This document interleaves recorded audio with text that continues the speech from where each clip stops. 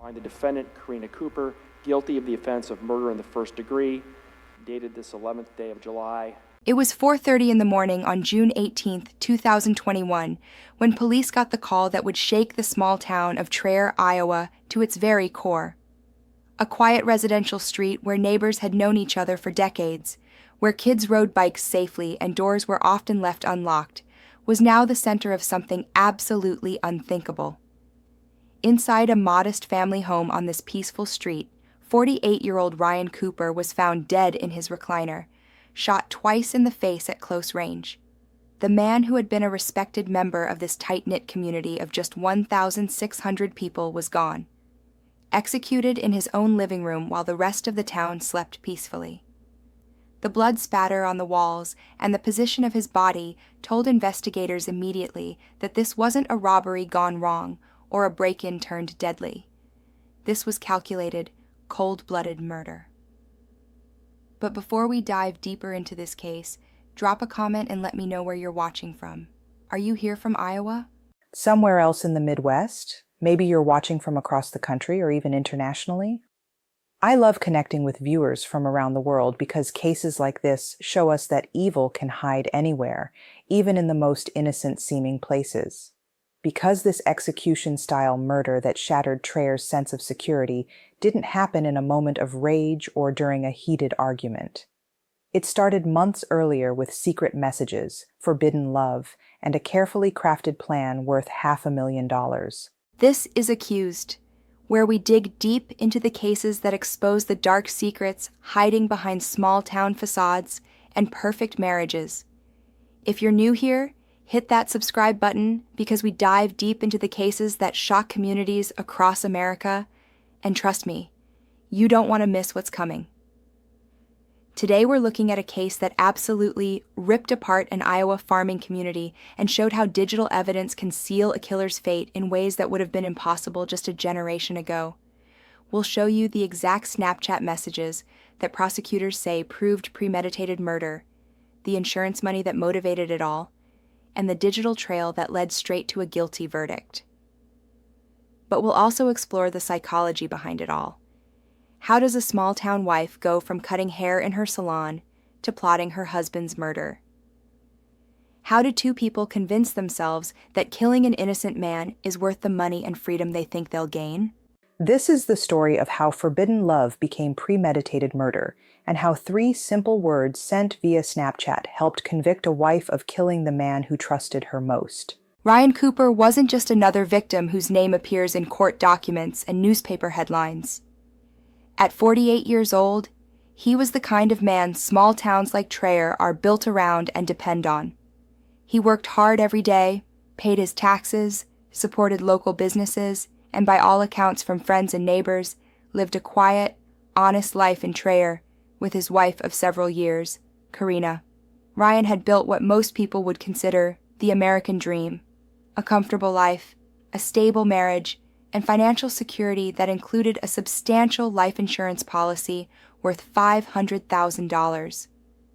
His friends and neighbors described him as hardworking, reliable, and completely devoted to his marriage. He was the type of man who would help a neighbor fix a fence or lend his truck to someone who needed it. In a town of 1,600 people, Ryan Cooper was known and respected by nearly everyone.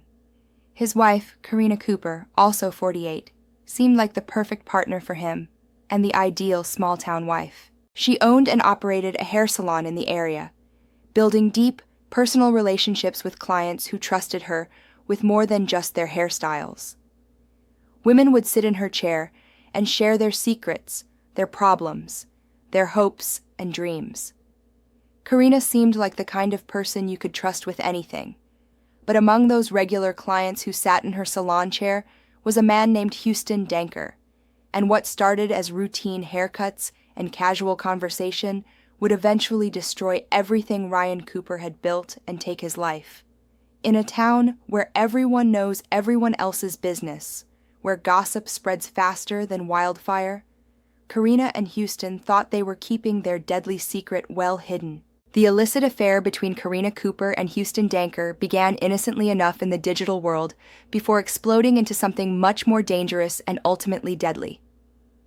According to detailed court testimony that would later be presented to the jury, their relationship started online and became physical in February 2021, just 4 months before Ryan's brutal murder.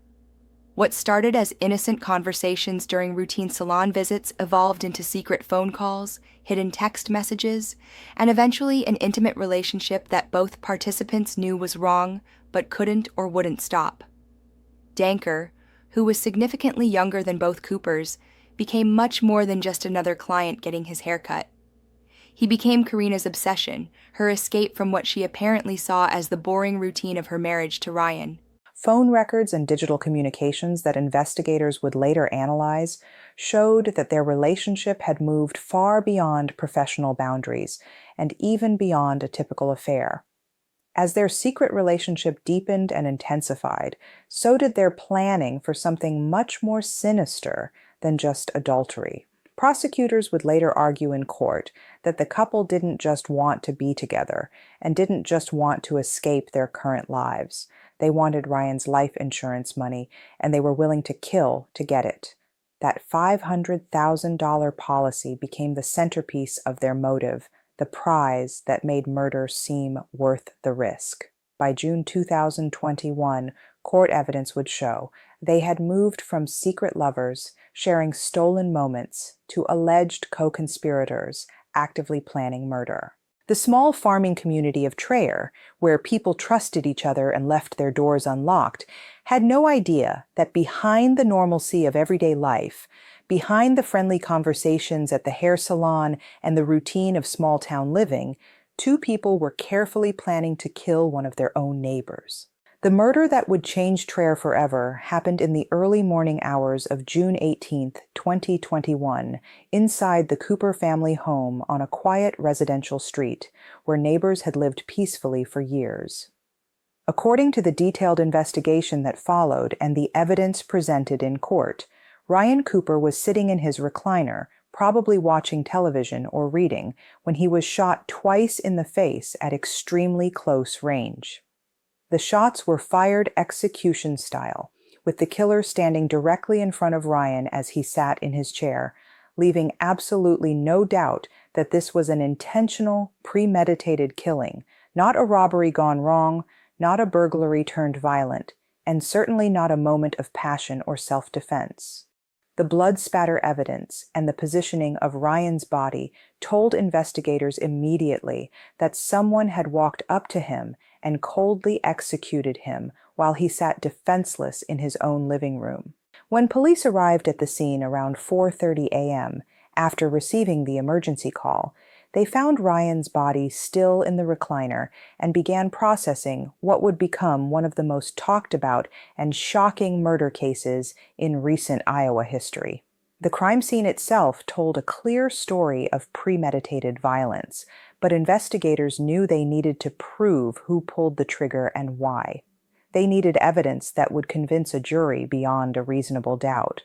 What they found in the digital evidence collected from phones and social media accounts would be more damning and more conclusive than anything left at the physical crime scene. Shell casings found at the scene would later become crucial evidence, but not in the way you might expect. They became important because of what the killers said about them, not just because of where they were found.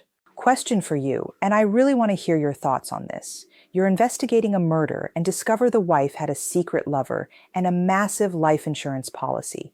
What's your first move? A.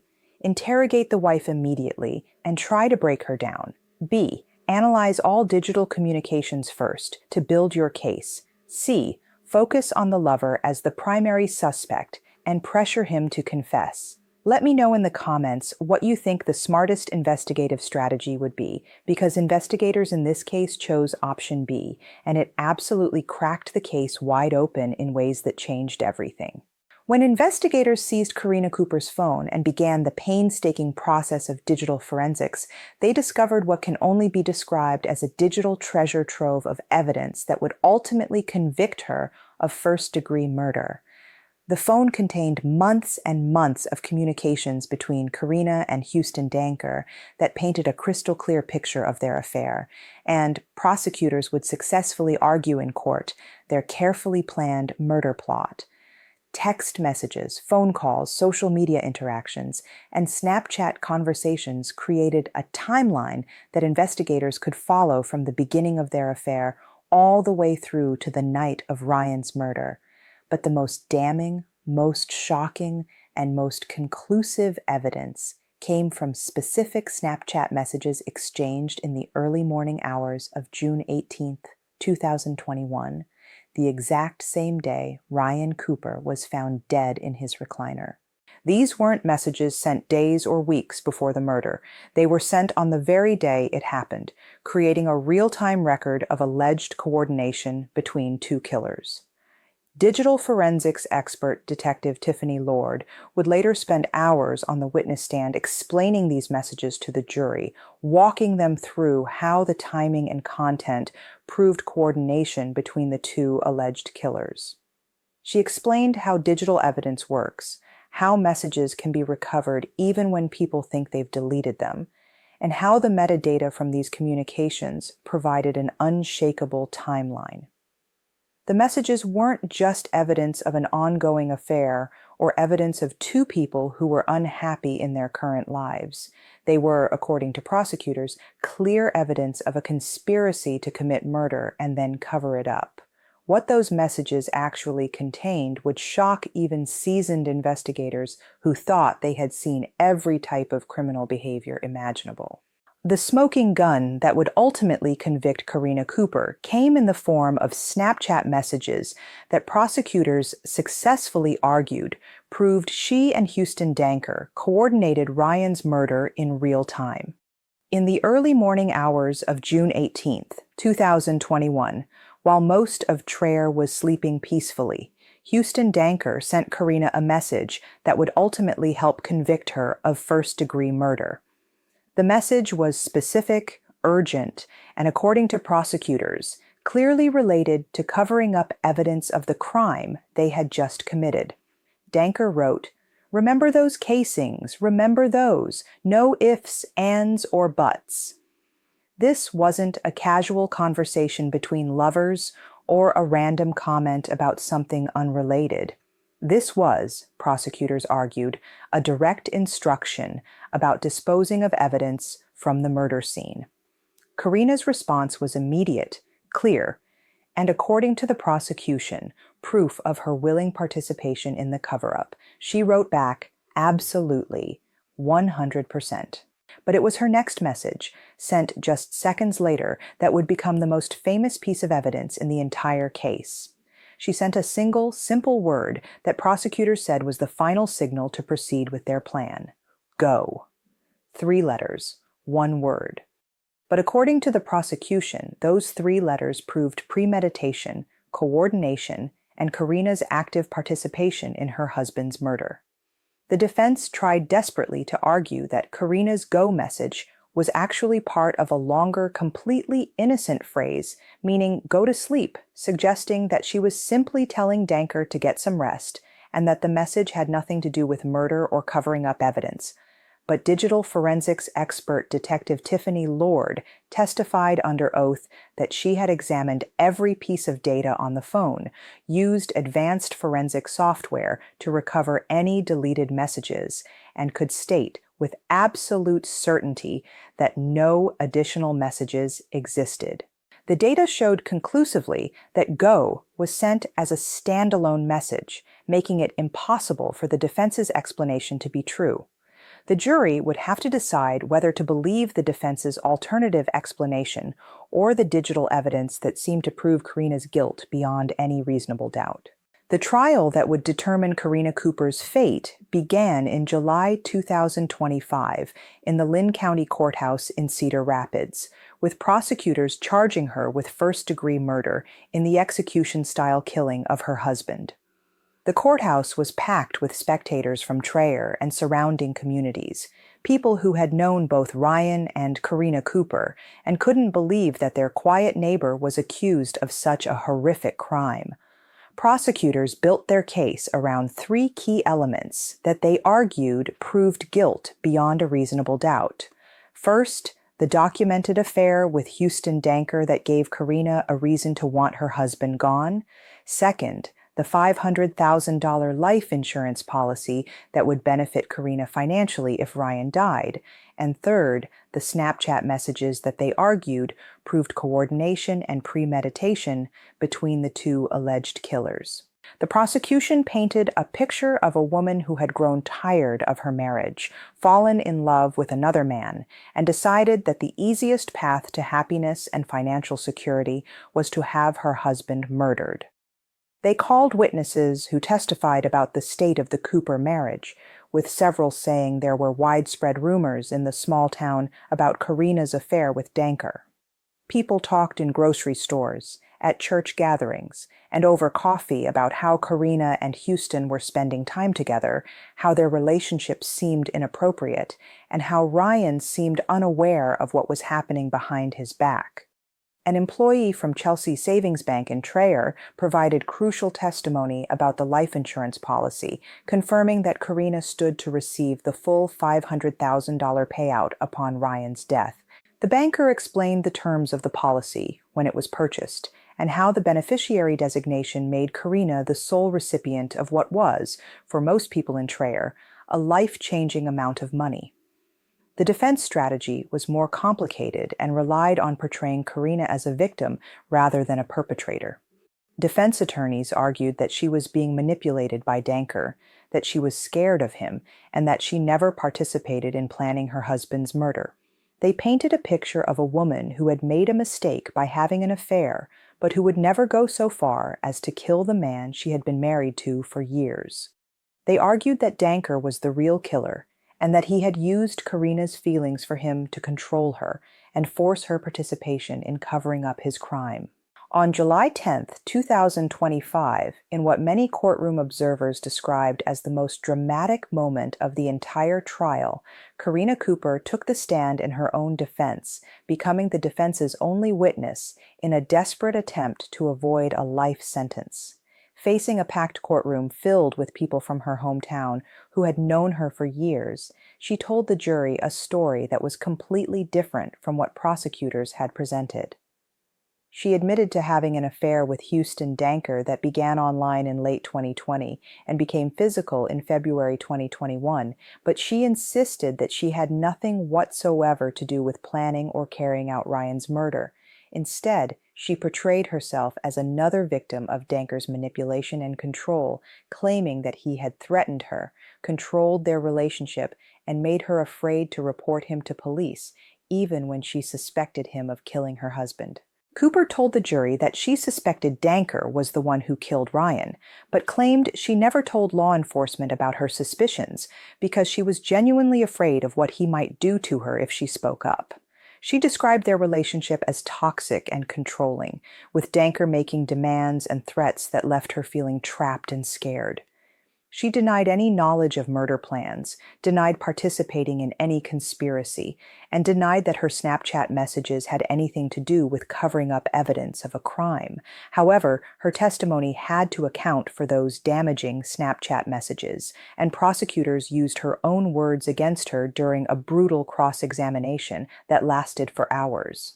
Prosecutors forced her to read the messages aloud to the jury, to explain exactly what she meant by each response, and to account for the timing of the communications. They pointed out inconsistencies in her story, questioned why she never called police if she suspected Danker of murder, and challenged her explanation of the go message that had become central to the prosecution's case. The jury would have to decide whether to believe her version of events, that she was a scared, manipulated victim, or the digital evidence that seemed to contradict her claims of innocence and prove her active participation in her husband's murder. On July 11, 2025, after just over 3 hours of deliberation that seemed to drag on forever for everyone involved, the Lynn County jury returned to the packed courtroom with their verdict. The tension in the room was palpable as family members, friends, and community members waited to hear whether Karina Cooper would be convicted of murdering her husband or whether the jury had believed her claims of innocence and manipulation. At exactly 5 p.m. on Friday afternoon, the jury foreman stood and delivered the verdict that would change everything. Guilty of first-degree murder in the death of Ryan Cooper. The words echoed through the silent courtroom as the reality of the conviction sank in for everyone present. Karina Cooper immediately broke down in tears as the verdict was read, knowing that she now faced life in prison without any possibility of parole, a sentence that would keep her behind bars until the day she died. Her family members in the courtroom were also emotional, with some crying and others sitting in stunned silence at the reality of what had just happened. The conviction meant that the jury had rejected her claims of innocence and her portrayal of herself as a victim of Danker's manipulation. They had instead believed the prosecution's argument that she was an active, willing participant in planning and carrying out her husband's murder. The conviction also meant that Cooper would spend the rest of her natural life behind bars for her role in Ryan's death, never again walking free, never again living in the community she had called home for so many years. Her sentencing has been scheduled for September 2025, where the judge will officially hand down the life sentence that automatically comes with a first-degree murder conviction in Iowa. There will be no possibility of parole, no chance for early release, no opportunity for her sentence to be reduced. Meanwhile, her alleged co-conspirator, Houston Danker, was scheduled to face his own trial for the same murder, but recent court reports indicate that he changed his plea to guilty just moments before jury selection was supposed to begin, avoiding a trial altogether, and likely hoping for a more lenient sentence in exchange for his guilty plea. Today, more than 4 years after Ryan Cooper's brutal murder shattered their sense of security, the small town of Traer is slowly trying to heal from a case that exposed the darkest secrets hiding behind closed doors and friendly facades. The community had to come to terms with the fact that someone they had known and trusted for years, someone who had cut their hair and shared their secrets, had been capable of planning and participating in the cold-blooded murder of her own husband. Ryan Cooper, a 48-year-old man who had lived quietly, worked hard, and trusted the woman he had married, became the victim of a plot driven by lust, greed, and a complete disregard for human life. His death revealed how modern technology can both enable crimes through secret communications and solve them through digital forensics that leave an unshakable trail of evidence. The case shows us that in the digital age, our communications create a permanent record that can reveal the truth even when killers try desperately to hide it, delete it, or explain it away. Every text message, every phone call, every social media interaction creates evidence that skilled investigators can use to build cases that would have been impossible to prove just a generation ago. The Snapchat messages between Karina and Danker became the smoking gun that convicted her, proving that even communications designed to disappear can be recovered and used in court. But beyond the technology and the forensic evidence, this case is really about betrayal of the deepest kind. A wife who conspired to murder the man who trusted her most, all for money and the chance to start over with someone new. For what was it all worth? $500,000 in insurance money and the chance to start a new life with a forbidden lover? The price was a husband's life, the destruction of a family, and the shattering of a small community's sense of safety and trust. Ryan Cooper deserved to live out his days in peace, surrounded by the community that respected him and the wife he thought loved him. Instead, he died alone in his recliner, executed by people he trusted, for money he had worked hard to provide for his family's security. If cases like this fascinate you and you want to understand how digital evidence is changing the way crimes are solved, subscribe to Accused for deep dives into America's most shocking crimes, We'll continue following cases where digital forensics reveals the truth that killers thought they had buried forever, and we'll explore the psychology behind crimes that seem impossible to understand.